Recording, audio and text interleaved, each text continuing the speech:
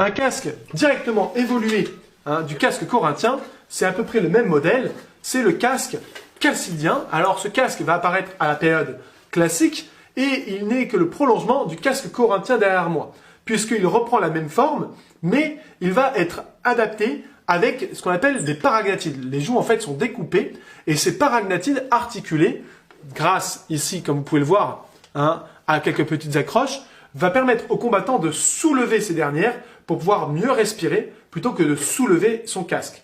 De même, sur le côté, il va avoir des ouvertures au niveau des oreilles qui vont lui permettre d'entendre les ordres. Tiens.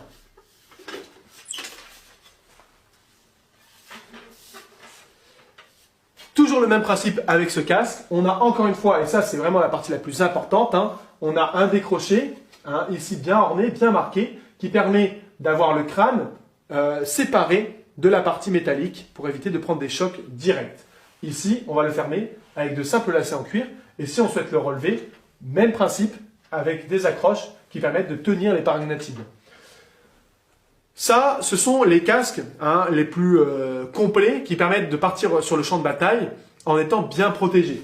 Même si la face est un peu plus ouverte que sur l'ancien modèle corinthien, ce visage-là est quand même assez bien protégé. Cependant, certains combattants vont commencer à sentir le besoin d'alléger encore le matériel. C'est pourquoi ils vont adapter un simple bonnet de feutre qu'on retrouve dans le Péloponnèse, ce bonnet que l'on appelle le pilos. Vous voyez, ça c'est le bonnet que portent par exemple les paysans du Péloponnèse et qui va avoir un avantage là aussi. En séparant le crâne et en laissant tout un espace, c'est pour ça qu'il est très haut, il va y avoir une sorte de poche d'air qui va rester constamment fraîche. Ce qui permet, sous le cagnard du soleil du sud de la Grèce, eh bien, de tenir en plein été, lorsque l'on va travailler dans les champs. Eh bien, on va adapter ce modèle pour en faire un casque. Ce casque, c'est le pilos.